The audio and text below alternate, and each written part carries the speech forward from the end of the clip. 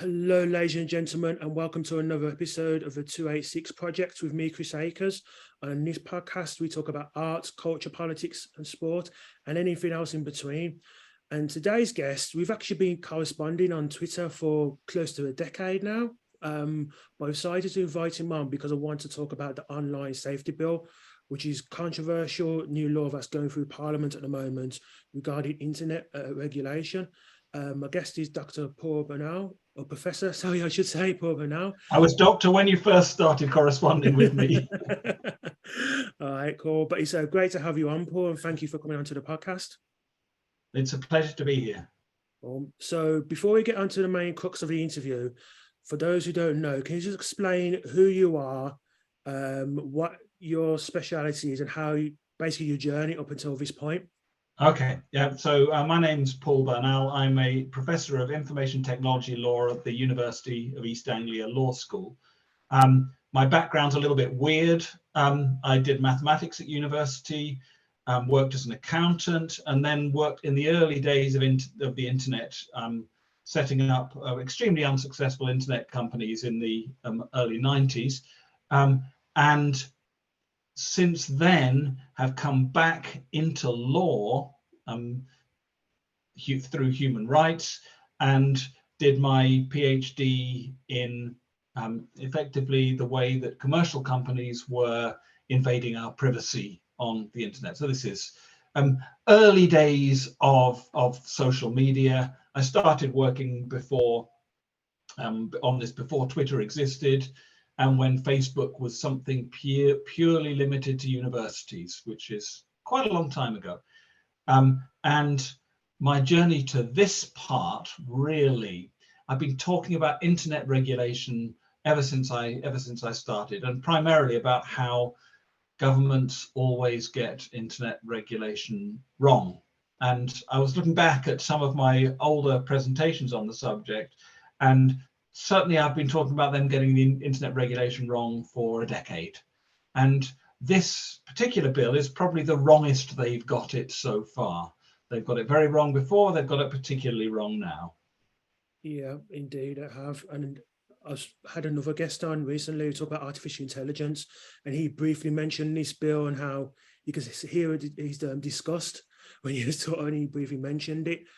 But why is it controversial? Can you just break down the key points for me? I know it's a law and it can be very long, but what are the key points? Yeah, the law hasn't been passed yet, and it's an enormous law with large numbers of details. I was just looking at the most recent version, which came out just a few days ago, actually on the 19th.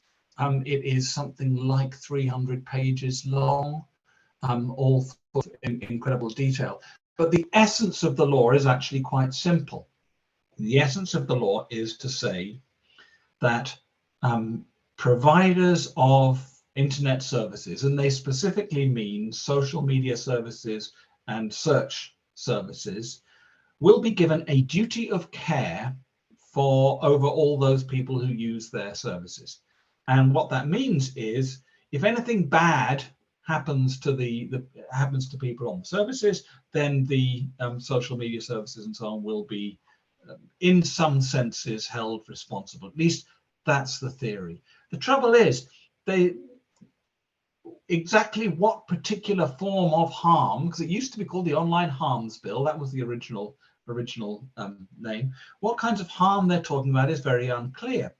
And in order to do this, it's going to ride roughshod over freedom of expression, because essentially the providers will have an incentive to block anything that could be harmful, because that might put them into trouble. And on privacy, because in order to find out what's going on, they're going to have to check everything that people are doing. And one of the areas which has caused the most controversy is that it looks as though they intend it to mean that they make things like end-to-end encryption effectively illegal. Now, they won't say this exactly. It's not on the face of the bill, but it's inherent in the bill. Because, for example, suppose you are a provider of a social media thing, you're expected to know everything that's happening on your social media site. That includes all the direct messages that are going between people, because if those direct messages do harm to somebody, then you, the social media company, will be held responsible. And you have to show, effectively, the regulator, Ofcom, but in essence, it's the government. You have to show them that you're taking care of your people, so you know what they're seeing, what's being put in front of them. How can you do that if something's encrypted? Essentially, you can't. So it's effectively likely to mean that they are expected to abandon encryption or break encryption in order that they can see what's there, and what's being sent from one person to another. And I can see that whenever I talk to people about this, they seem a bit shocked by the fact this, because they're trying to avoid saying that this is what they're effectively having to do, but this is what they're having to. And essentially, it's saying that they want to know everything that's going on, and they want to be able to control everything that's going. Now, of course, that's a kind of very, very broad overview, but of course that is also incredibly controversial. Everybody who uses, for example, WhatsApp, one of the reasons you do that is that you expect encryption, you expect your communications to be private and secure. And for God's sake, the MPs use WhatsApp a great deal, keeping their stuff private and secure. If this bill goes through in its current form, it could, through a decision by a minister rather than through any other law, mean that they effectively ban end-to-end encryption in any particular service. And this is the reason that it's become controversial. And services such as WhatsApp, Signal, Apple's iMessage, all of which are encrypted. The companies behind all three of those have said, if it goes through in this form, they are likely to abandon their services in the UK. So you will no longer be able to use iMessage, WhatsApp, or Signal in the UK. And that's the surface level thing. There's much more to it than that.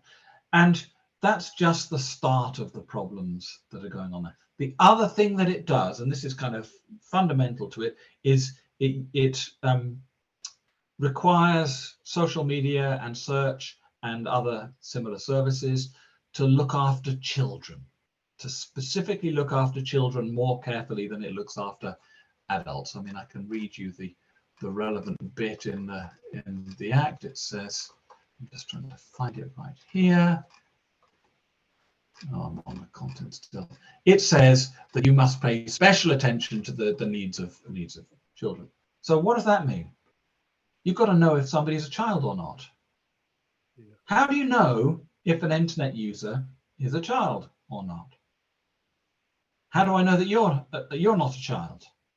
How do I know that? How do you know that I'm not a child? I mean, you can look at me and you can see my lovely grey beard, which makes me look very much as though I'm not a child. But for example, I could use somebody else's image and project myself, and it could be a child behind it. So what they're trying to do, and this has been a battle for a very long time, is bring in age verification to basically all services. And that in itself is highly problematic. How do you verify your age? How do you think you would verify your age if they were requiring you to verify your age? Well, it's just ID. It'd be like a passport or...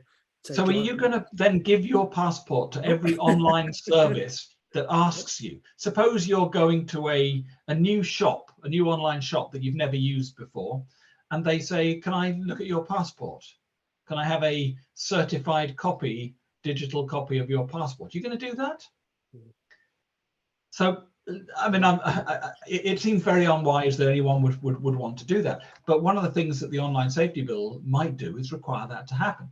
And this is why most experts, in fact, all the experts that I know, including some of the people who were behind the original idea of the bill when it first started and are now no longer nearly so enthusiastic, we all think this is going to make the internet much less safe. Now, the aim of the Online Safety Bill originally was to make the UK the safest place in the world to go online. That was what Nadine Dorries, who was behind it when she was still a minister and not just a TV presenter, which seems to be all she is now. It's designed to make things safe, and actually it's going to make things less safe. And it's going to make things less safe in a whole series of ways. It's going to make things less safe because things like encryption are actually really critical for our safety. Because, okay, you want the police may want to look at something, great, let's break the encryption. But if the police can look at it, then so can criminals, so can stalkers, so can scammers, so can your enemies if you have specific enemies. And one of the things that this really doesn't consider is vulnerable people who have potential people out there who might want to take advantage of their vulnerability. And they know that they rely on security and privacy in order to function on the internet. So it's going to make things less safe in a kind of infrastructural way, because it's going to reduce the amount of encryption and other forms of privacy that we get. But it's also going to make it less safe because it's going to require us to give up information about ourselves that then can be used against us. So suppose you have to give up your passport. Well, who are you giving it to? Well, you're giving it to anyone who's providing a service that you want to use on the internet. Can you trust all those people? When the idea of age verification first came along, the people who effectively won the contract to produce it, a company called MindGeek, are the people who run Pornhub. Oh, God. Now, do we really want to give all our personal details to a bunch of pornographers? The answer is very unlikely. Now, this isn't if you're wanting to access a porn site. The idea of this would be that they would have the contract to effectively provide age verification services throughout the internet for the UK users. So even if you're actually just wanting to go somewhere where you want to get adult content that's adult, not because it's pornography, but because it's restricted to adults for some other reasons. And there are many different reasons to restrict things for adults. Not all 18 films are pornographic. Some of them just have distressing and disturbing scenes on it and things like that. But the point about this is it's worse than that. It's not just accessing adult content, it's accessing children's content, because the age verification goes the other way as well. So suppose you're running a site specifically for children. You're then expected to make sure that all the people on that site are children. So you want kind of age verification in the negative way. That is, check that someone is under 18. And if you are identifying yourself as a child by providing information that shows that you are a child, that also paints a target on your back for all the bad guys who might want to target children. And it's a reason that actually this is seriously a bad move and seriously dangerous. It will actually provide tools that child abusers, scammers, and so on can use, and it's something that we should be very very concerned about. And all the evidence suggests also that age verification mostly doesn't really work. So there are many methods they're thinking about for age verification. One is the method we talked about for actually providing specific ID information. But people recognize that there are risks involved in that. And you don't really want to give out your passport or your driver's license, because if they are somehow accessed either through hacking or leaking or something like that, they can then be used by people to doing ID frauds of various kinds, and that you can then appear to be accessing all kinds of stuff that you don't actually access because they're using your ID information to do that. But it's a much much more serious thing than that, because they're thinking, well, okay, we may not need to use ID data like that. Maybe we can work out just by looking at people. So suppose you look at me. Yeah. Do I look like I'm under 18? I don't. I've got, like I said, a grey beard. I've got wrinkles. I'm clearly an adult. How are they actually going to determine that? Are they going to have a person sitting there saying, "Okay, yeah, that's a guy," like in shops where they say visibly over 25 if you're trying to buy alcohol? This is one of the methods. No, of course they won't do that. They can't do any of this by human means, because the scale is too different. There are too many people trying to trying to do it. So I'd be interested to hear what your guest talking about AI was saying about this, because actually this is what they're mainly planning to do. That is to use AI to check whether people are over a certain age. So what are they going to do? Well, facial recognition software to try to assess your age.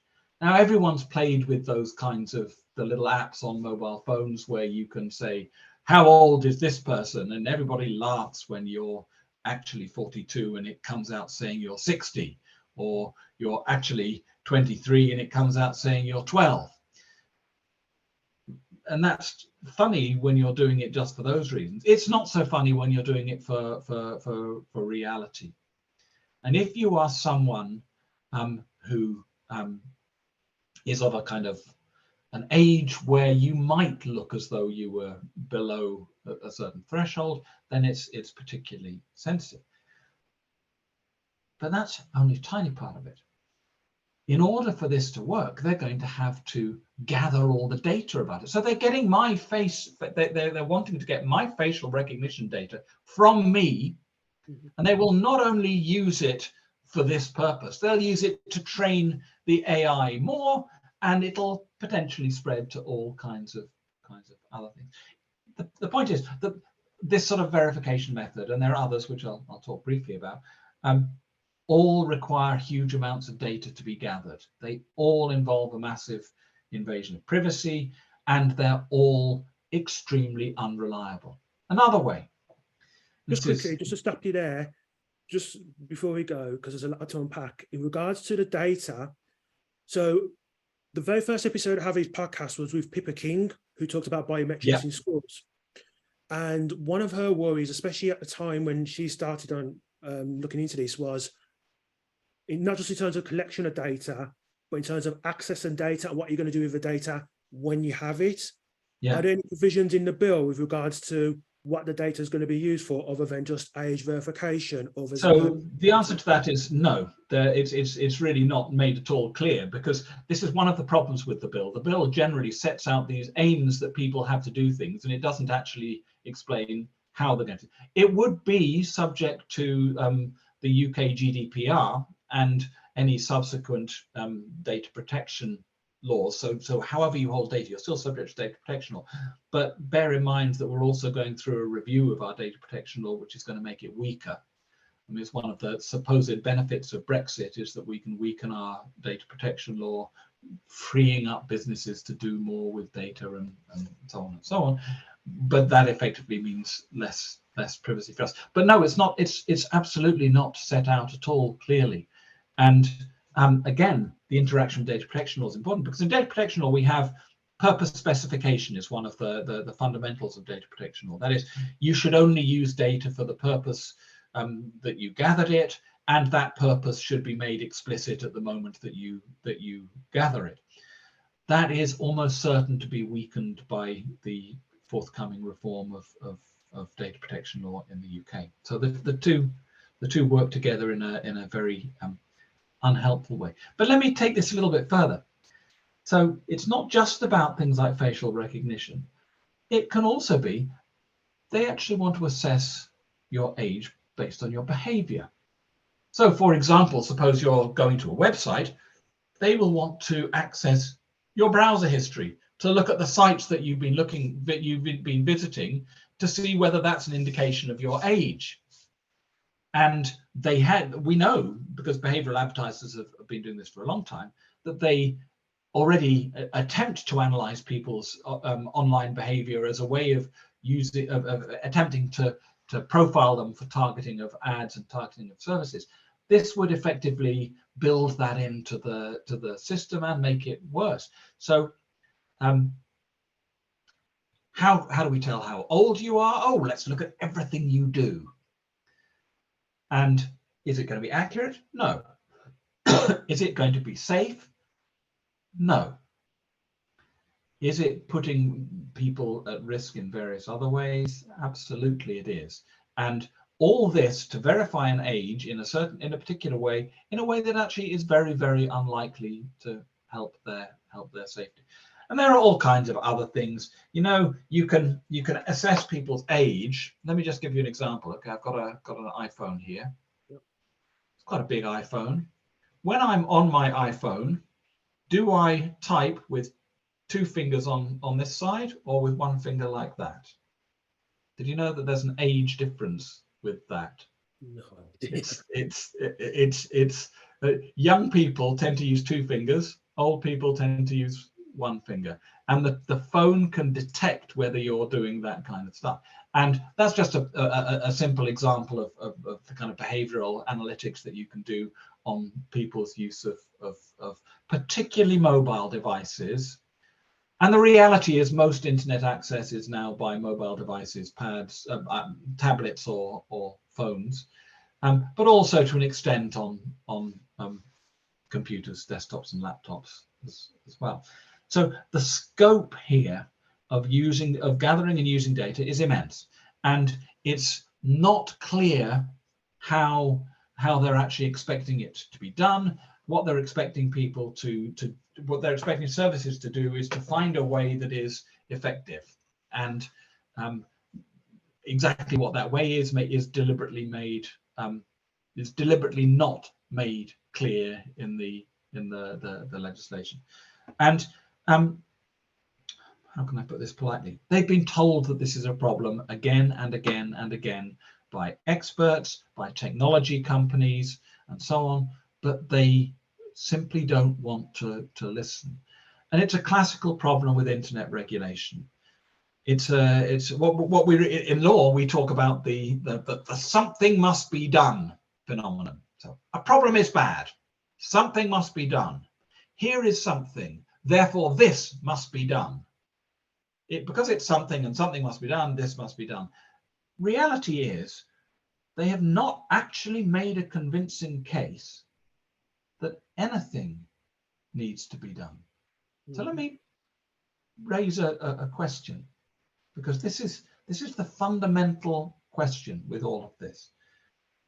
Is your experience, you don't need to answer this, you can think about it, is your experience of the internet one full of disasters, catastrophes, threats, and harms?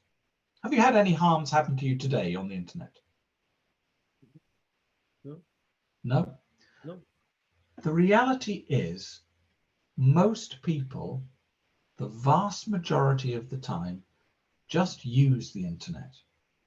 And the internet works pretty well for most people most of the time. People don't, and I'll talk more about this in a minute, stumble upon pornography or violence or anything like that online by accident. It doesn't happen. You search for it, yeah. If you search for it, and I'm going to talk more about that in a minute, it does. But in your normal life, it simply doesn't happen. On social media, do people troll you? A bit. Yeah, maybe they troll me a little bit. Mostly it's because I kind of provoke them into trolling me. Now there are certain particular groups who get trolled much more. Women are much more likely to be victims. Gay people are much more likely to be victims. Vulnerable people with mental health problems and things like that are more likely to be victims. Those are cases that actually things are made worse by the online safety bill. But for most people, most of the time, it doesn't work. It works, the internet. Most of the time, actually, our problem is dodgy mobile connection in a particular area, or forgetting our Wi-Fi codes, or running out of charge, or things like that. They're practical issues about our internet connection. They're not issues of online harm. And what they do often, governments, and particularly recently, is they try to portray the internet as this, and this is the term they use all the time, Wild West, full of dangers and evil and things like that. And it's just not true. It's not true. What there are is some very specific direct problems that need to be addressed. And the way to regulate them, which the government mostly refuses to do, is to look at each of the individual things that are really bad and see if there's a way of dealing with it. Not to have this massive global idea to protect everybody from all possible harms in one go, particularly when the consequences of what they're doing are going to be basically disastrous for lots of other people. So, but let me take this a bit further. I'm sorry, I can rant a lot. So I'll let you come in. It's really fascinating and there's a lot to unpack. I'm just thinking. So you talked about age verification. Yeah. Now, how would that affect anonymity online? Because you have some people on social media who are anonymous for various reasons, like whistleblowers or women who have suffered domestic violence who are talking about it.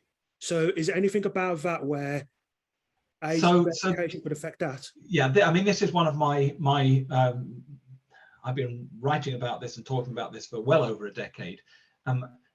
It's regular on, particularly with politicians, to think that anonymity online is a problem.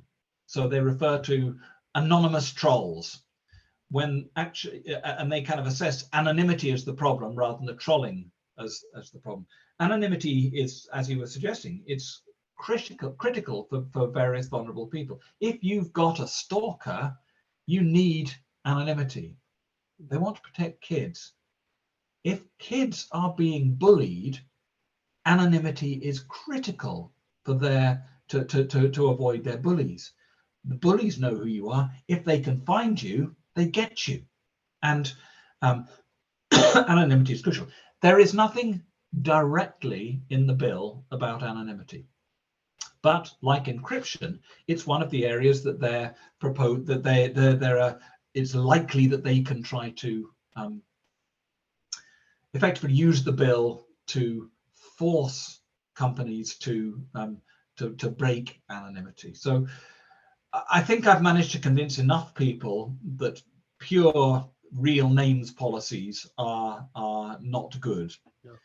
But they're still pushing for something else, which they call verified ID. That is, it's not that you have to display your real name, but you have to tell your social media provider your real name in order to get an account. And this is one of the proposals here. The point being, from their perspective, they want to be able to catch the bad guys. So if somebody is on Twitter, say, and are bullying you or racially abusing you or whatever it is, they want to be able to catch that person who is bullying or racially abusing or whatever you. So in order to do so, the logic goes, you say, here's the account that's bullying me. They go to their records, find out who they are, and tell the police. Now, several problems with this logic. You see, the logic makes sense if you only look at it from that perspective. If you look at it from the perspective of the victim, if the victim is also going to have to give their real names, well, what if that information gets out anywhere? What if that information is part of the many leaks that happen online? And social media companies are not good at retaining private information like this.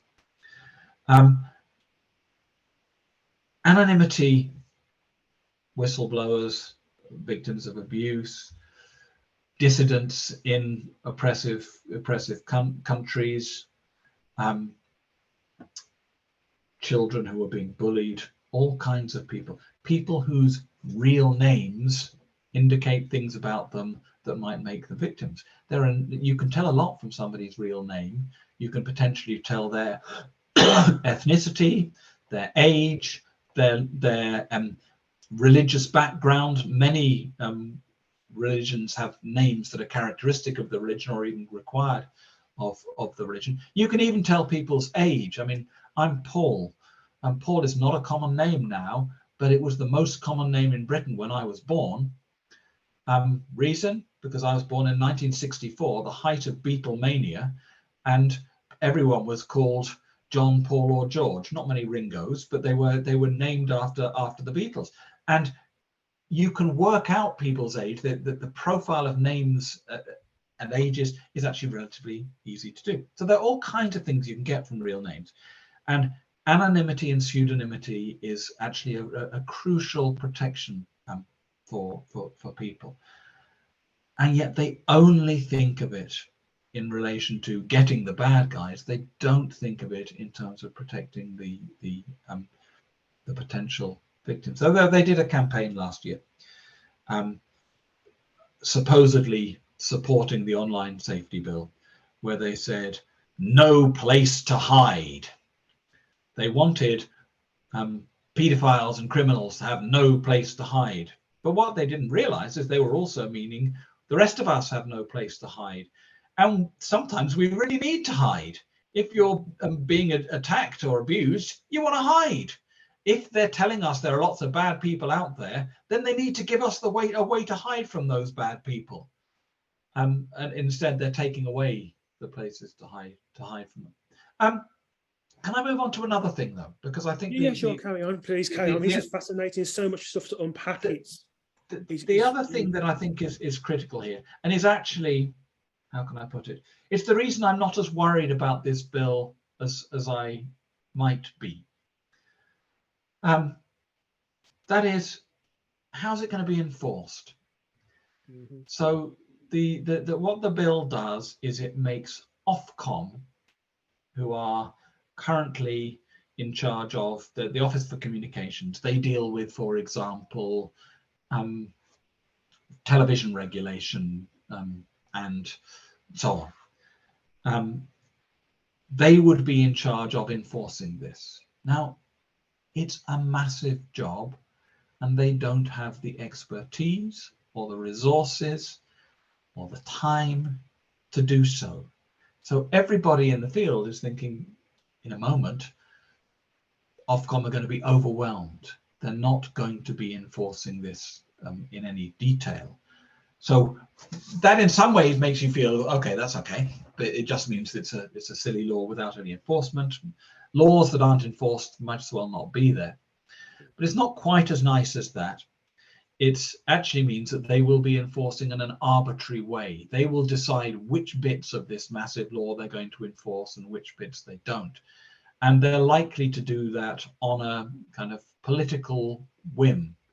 If the government of the day has a particular bee in its bonnet about some particular thing, then Ofcom will enforce on it. That's our expectation. And if they don't care about something, then Ofcom won't enforce on it. And that in itself makes it should be ringing alarm bells to everybody. You should not have arbitrary laws or arbitrary enforcement. It's really hard for a company to predict it and therefore to behave accordingly, and it's really hard for people to do it. And one of the problems is going to be it's going to make Ofcom feel like a kind of a bit of a laughing stock fairly early on, because to begin with they're not going to know what to do, and the companies are not going to know what to do. They will choose, Ofcom I'm assuming will choose a particular thing, a thing that they think is one of the easy areas to deal with. But I can tell you there are no easy areas in this. This is everything that looks as if it's going to be easy to regulate. It's going to be a problem, and they're going to be lobbied from every direction by the big companies that run these services not to enforce on them for this, not to enforce on them for this. Already, for example, effectively, newspapers are in essence exempt from this. So suppose you have a problem with hate mail, with hateful content. Well, if that hateful content is in the comments on a Daily Mail article, it's not covered. I was going to ask you as well, like about people exempt, because you talk about social media. Obviously, that's covered, search engines. But what if you're, say, a news organization, or even someone who's got, say, a WordPress website? Yeah, so it's a little bit complicated. There are the key definitions, and I'll see if I can pull them up in here. The two key definitions for services that they're supposed to deal with. Just scroll down to it. Here we go. Are user-to-user services. Now listen to this. Okay, this is the definition. In this act, user-to-user service means an internet service by means of which content that is generated directly on the service by a user of the service or uploaded to or shared on the service by a user of the service may be encountered by another user or other users of the service. Did that make sense? No, that seems like everything. That seems like everything. It's anything that, I mean, essentially that's anything that you can post to. You can post comments, or that you can post links because it says uploaded to or shared on the service and so on. And it then says, for the purposes of subsection 1, that's the bit I've just talked about, it does not matter if content is actually shared with another user or users, as long as the service has a functionality that allows such sharing. And it does not matter what proportion of content on a service is content described in that subsection. So what that would mean, for example, you run a WordPress site and you enable comments, then even if nobody comments most of the time, you're still covered. And if somebody comments something horrific, you could be liable for it. If I say something horrible on this podcast, you're responsible. So things like that. And then we have the second service is our search services. In this act, a search service means an internet service that is or includes a search engine. Subsection 6 and 7 have effective determined whether an internet service that is of a kind described as that and includes a search engine is a user-to-user service or a search service. So a search service, so specifically user-to-user services, so anything with user-generated content, and search services are covered by this. Now, there are also a whole load of exemptions, and there's a whole schedule of exemptions. And just see if I can quickly get to that. Schedule 1 talks just to give you a flavour of it, rather than to tell you the detail, because there are lots of exemptions, and it's still not clear which of those will actually end up coming through. Schedule 4, it's such a huge act. Page 226. Here we go. Exempt user-to-user and search services. Here we go. Loads of them. Blah, blah, blah. I get to the email services are exempt. SMS and MMS services are exempt if SMS messages are the only user-generated content enabled by the service. And phone services and limited functionality services. So this one's a special one for me. A user-to-user service is exempt if the functionalities of the service are limited, such that users are able to communicate by means of the service only in the following ways. A, posting comments or reviews relating to provider content. So, for example, I don't know, I'm a bit of a movie buff. There's the Internet Movie Database, IMDb, one of the biggest internet services around. I've been a long time user of it. We used to do major political conversations in the comments on movies. I remember having discussions about the Gulf War on the comments to the movie Passion of the Christ. That's the Mel Gibson. Terrible movie. Terrible movie in lots and lots of ways, but it inspired lots of political content. Now, how are they going to tell whether when you post comments reviewing a movie, or whether you're actually having political arguments? So one of the other examples, also Gulf War, in the review section to the Lord of the Rings movies, The Two Towers, somebody made a suggestion that Saddam Hussein was Sauron and that George Bush was Gandalf. George Bush was the good guy. And I said, showing my politics, no. Saddam Hussein may well be Sauron in this, but George Bush is Saruman, the one who looks as if he's good, but actually is a bad guy who's creating evil armies and making war and so on. So, were those comments about movies or were they political? And I tell you, that argument got pretty hateful, pretty aggressive, and it went on to all subjects. You can't tell where conversations are going to go on a simple thing, and yet those, at least theoretically, should be exempt.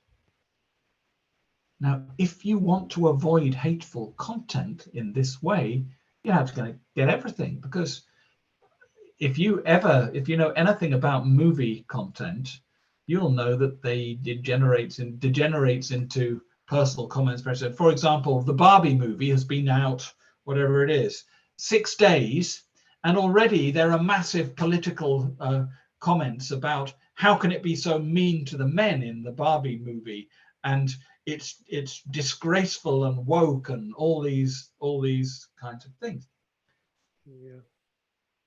If there's one lesson we should learn from the last few decades, it's that people can start arguments and be hateful about anything.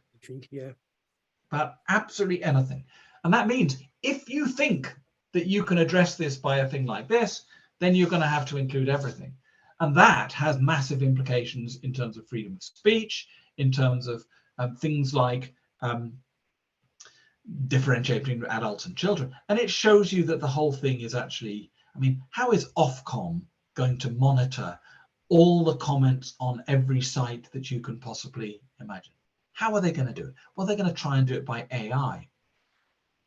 Are Ofcom the experts in using AI? Of course they're not. So who are they going to do? They're going to be bombarded by people trying to sell them AI services to do this, and they're not going to have a clue what to do and how to do it.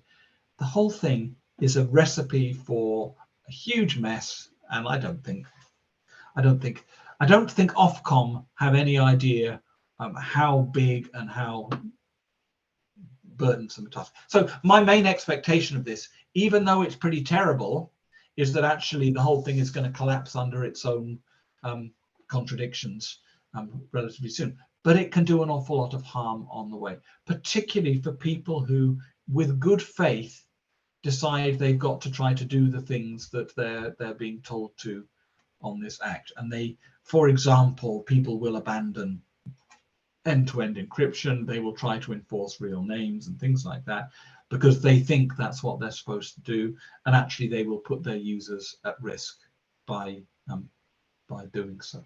I'm not optimistic about it, partly because the enforcement is going to be so haphazard and weak, and partly because it's only the good people who are actually going to actually follow it and cause the damage, because you can bet the serious bad guys will be dancing round the restrictions of this problem anyway. And if you think that this is aimed at the really serious harms on the internet, things like child sexual abuse material, completely not. The really serious child sexual abuse material is not on Facebook or the Internet Movie Database. It's on the dark net. Yeah. It's in user-to-user stuff that's not going to be regulated by this. It's on stuff that people encrypt themselves. Because remember, and this is one thing that they seem to miss all the time, even if a service doesn't provide end-to-end encryption, you can put encryption on your own stuff and tell the people at the other end that you're going to put encryption on. So even if they try to ban it on services, that's not going to stop people individually putting it on for themselves. And you can bet that the actual terrorists and child abusers that they think they're pretending they're going to try to get will actually protect themselves from this completely. This is not going to deal with any serious bad guys. This is not going to make the internet any more safe. It's going to put numbers of people at risk. It's going to put a big administrative burden on small providers who are not going to know what to do. I mean, you run a podcast. Do you know what the obligations on podcasters are on this? No, it's no A idea. podcast is potentially a service that's covered by this. And the reason you don't know is because they haven't said. Because this law is still not finished. This law is still not clear. It's still not certain what the rules are going to be. And for people doing things like podcasts or blogs or vlogs or anything like that, there are going to be requirements, but what they're going to be, how they're going to be dealt with, whether Ofcom is going to enforce it, that's still completely unclear. I mean, so much to unpack. I mean, we've talked about you for a while. I remember one of the conversations I had with you was to do with algorithms, and that one of the dangers of algorithms is that there's no context in regards to algorithms and what that. Yeah. So if you put a word, so I'm just imagining if they're going to use that for this, even computer-wise, you could get a lot of innocent people get caught up in this when they've done completely very nothing. much. And what they'll do, it's what they're likely to do, because there won't be enough humans to deal with it, particularly if Ofcom is under-resourced, and it's basically everything in the government is under-resourced. So it's very, very likely that Ofcom won't get the human input it needs.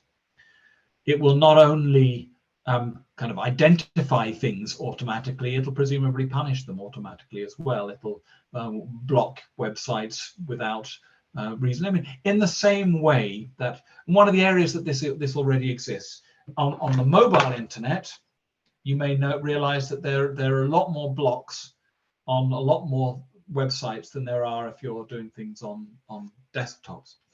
So, for example,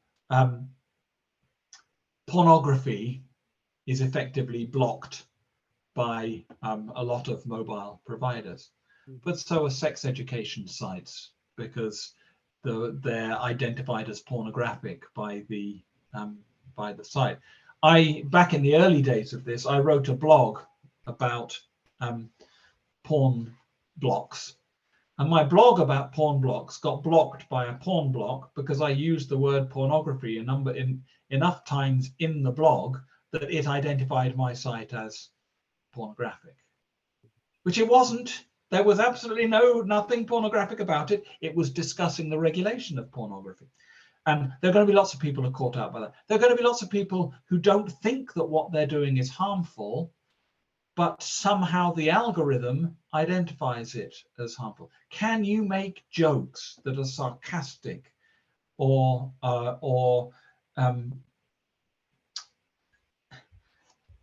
using terms that might be offensive in one context but might not be offensive in another context? Can a dog breeding website use the word bitch? I mean, you would hope so, because it's the technical term for a female dog that you're breeding with. But an algorithm might well see it as pornographic, and see it abusive.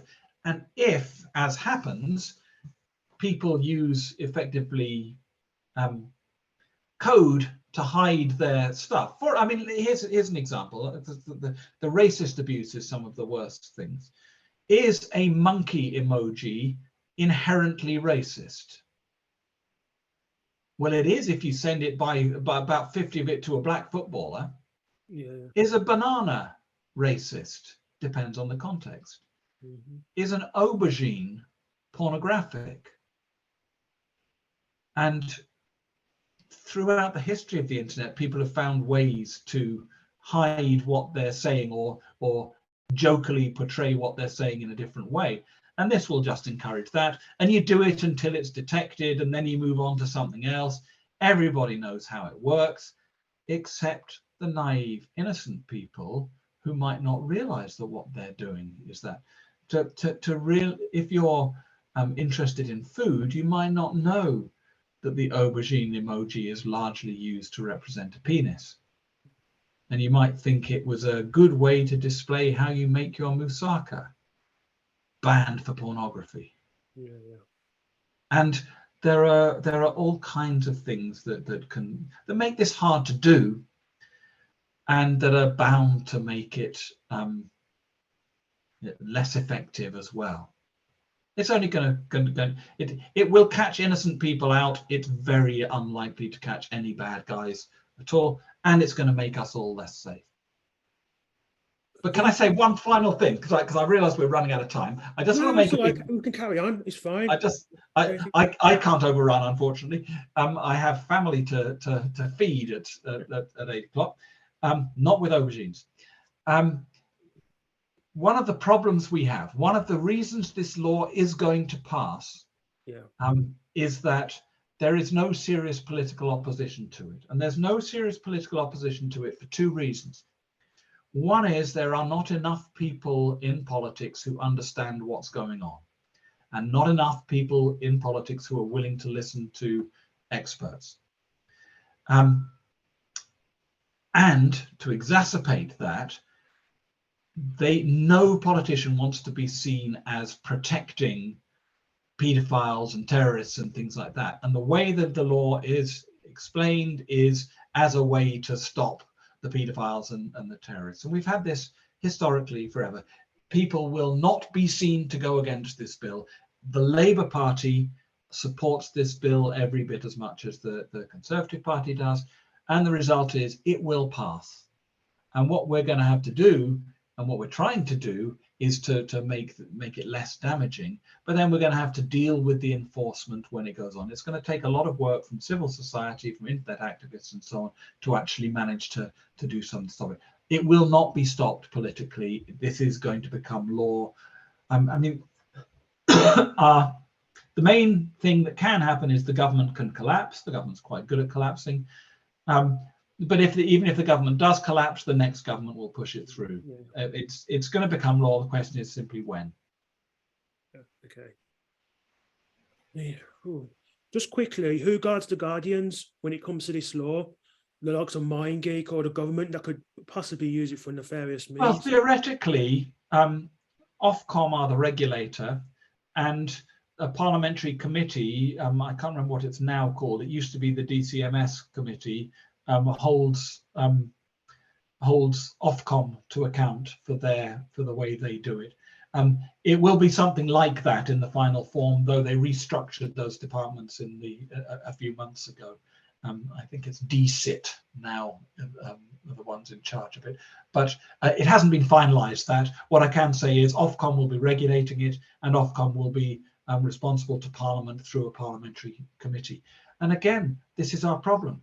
Is the parliamentary committee going to be going to understand what's going on well enough to be able to answer questions? We have to work on our politicians to try to improve their knowledge and understanding, but that in itself is no easy task. Paul, it's been an absolute pleasure. I knew some about the bill, but the way you break it down is just, I knew it was frightening, but you've just taken it on another level. I mean, it's really frightening. Where can people look in terms of if they want more information about this? So the best thing to do is to go to one of the NGOs that deals with it. The Open Rights Group is probably the best. They have numbers of resources on their website, and follow the debates when they happen. You watch Twitter using the hashtag online safety bill when there's a debate happening. It's going to be fairly soon, I think, the next debate, but you can never tell with this government. They're attempting to pass this bill in the autumn parliamentary session. So once that starts, follow that. But before then, I'd try the open rights group. Okay, cool. Paul, it's an absolute pleasure. I mean, it's been education. Thank you Well, so much for coming on here. Again, just explaining and breaking it down in the way that you did. Really well, thank you and good luck. cool. Thank We you. all need it. Thank you. Thank you very much. Okay, bye-bye. Bye.